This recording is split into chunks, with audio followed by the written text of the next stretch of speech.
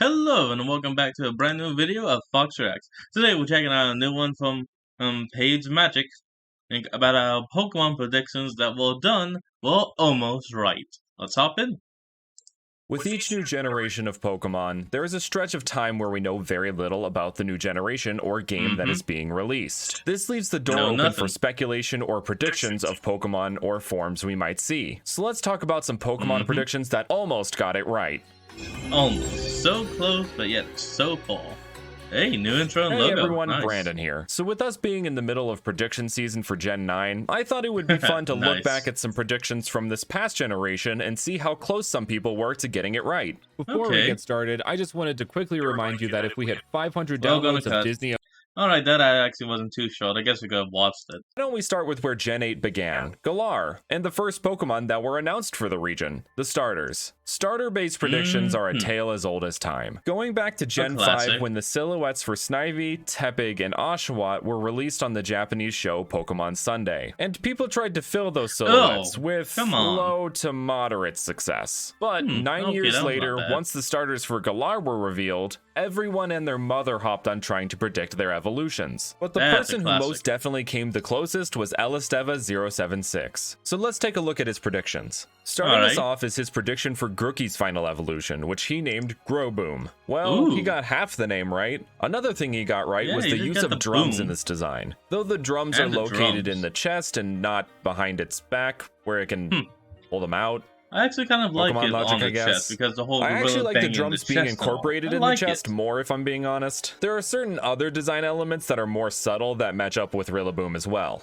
Next up is Scorbunny's final evolution. And get this, he named it Raboot. He got the name right of the middle stage. So close, yet so far. He did manage to nail the soccer or football theme of Cinderace, and even has the fireball that it kicks. They also both have the spiky fur around their neck and shoulders. Last for the Galar starters is Sobble's final evolution, which Elisteva named Spookleon. Can I just be the one to say that I love this so much more than what we ended up getting? It actually has a lot of the same themes as Inteleon, but done in a much better and cooler way. It has the gun that Inteleon has, but instead on its fingers. And it has the spy theme incorporated into its eyes with these kind of goggles, and in its coloration and pattern, all while keeping its more lizardy features rather than just making it a human body with a chameleon head. Man, I didn't realize I had such an issue with Inteleon until now. Well, you learn something new every day, I guess. Hold on, ad, crud.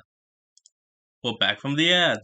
Continuing with our Galar predictions, let's talk about one that was right on the money. Back in September of 2019, just 2 months before Pokemon Sword and Shield released, the Pokemon website had this strange glitch on it with this pixelated image, and when you clicked on it, it would send you to this page that seemed to show a new Pokemon on it. As we now know, this was of course a teaser for Sirfetch'd, but some predictions as to what this glitch was were, a little off the mark. But someone that had a very solid prediction was Goompy. As you can see here from this post, Goompy was almost exactly right about the design and was dead on with the name. Quite literally verbatim. Yeah, look at that. I actually remember seeing this post back in the day, and thanks to this video, I learned that it was Goompy who made it, who I have actually worked with in the past. Next up, let's talk about Galarian Slowpoke. Galarian Slowpoke was announced and even available to catch the day the Isle of Armor and Crown Tundra DLCs were announced. But you couldn't evolve it until those DLCs were available. So we got a brief glimpse at parts of Galarian Slowbro and Slowking, but not the full designs. While it was probably a little bit easier to guess than other entries in this video, I thought these designs by Dudrake95 were worth discussing because they were very close to how the final designs turned out. I really like the idea of Galarian Slowbro having its arm engulfed in the shell rather than just having a little Mega Man blaster. Also, I really like how the eyes on Galarian Slowking are more spread out than the actual design. I always thought Galarian Slowking's eyes looked so weird. Am I alone in that? Continuing on, back last year before we really had any details about Brilliant Diamond, Shining Pearl, or Legends Arceus, there was a lot of speculation about possible new forms for Palkia and Dialga coming to BDSP or Legends Arceus, which is a reasonable assumption given that we got origin forms for Groudon and Kyogre in Omega Ruby and Alpha Sapphire, and the fact that Giratina has had an origin form since Gen 4 with Palkia and Dialga just kind of being left in the dust. While we didn't get any new forms in BDSP, PSP, or really anything that new at all for that matter, yeah, we did end up getting origin forms for Palkia and Dialga in Legends Arceus. While no one could have predicted a centaur with no arms and Arceus trying to swallow a battery and turning blue from lack of oxygen, there were some very interesting concepts that came close, or at least got the idea of origin forms for the— I honestly thought the video froze for a second when he just moved over here and the audio kept playing. It's happened many times and many of you have already been through that as well. But yeah, those origin forms are kind of just why these two right. This one is more of a, they got the general idea rather than specific design elements. First up are these two forms by Faker Robots. They tried to go the whole Giratina origin form direction and remove their legs. But funnily enough, Palkia's origin form actually adds legs, so...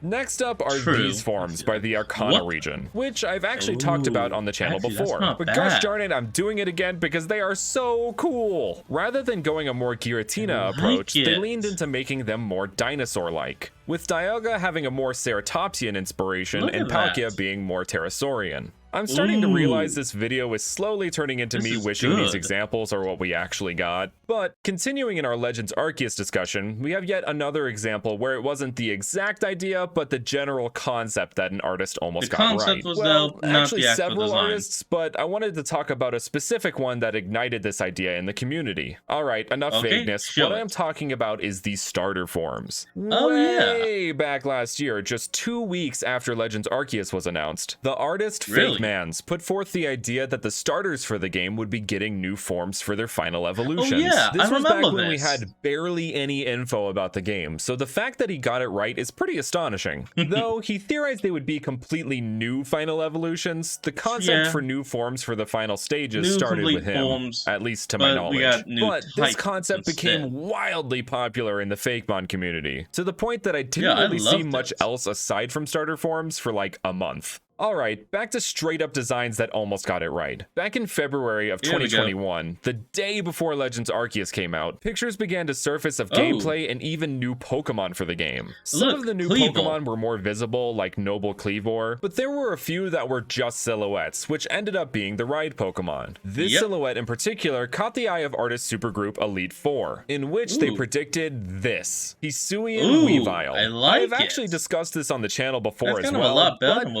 dang were they close. All the elements of Sneasler are there, but just presented in different ways. Even down to the yellow jewel on the chest, which regular Weavile doesn't have. Lastly, let's talk about a teaser that took the Fakemon community by storm. The rare footage of the Hisui region discovered teaser. In this teaser, the person filming described a Pokemon with white fur on its head and around its neck, with a red tip tail and round yellow eyes. Many people managed to discern that this was Zorua, and so it was off to the races with predictions, with a lot being in the general ballpark. But the one that I believe got closest was this design by Sarah Joba-san, who even managed to get the wispiness of Hisuian Zorua and Zoroark's fur. Stellar work on their part. And those are some predictions that were almost correct. This is a little bit of a different kind of video for this channel, so make sure to let me know your thoughts. If you enjoyed the video, make sure to hit that like button, subscribe, and hit that notification bell to help support this channel and to keep up to date with future videos. Thank you guys so much for watching, and with that, I will see you guys next time. Well, I have to say, it was actually good seeing this and seeing some of the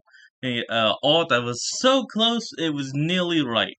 But anyway, folks, that's where we're going to call it in. So, I want you all to remember to like, comment, and subscribe for more. Down in the description will be a link to the original video, so remember to support the original creator and all they do, and I'll see all of you folks next time. Peace out.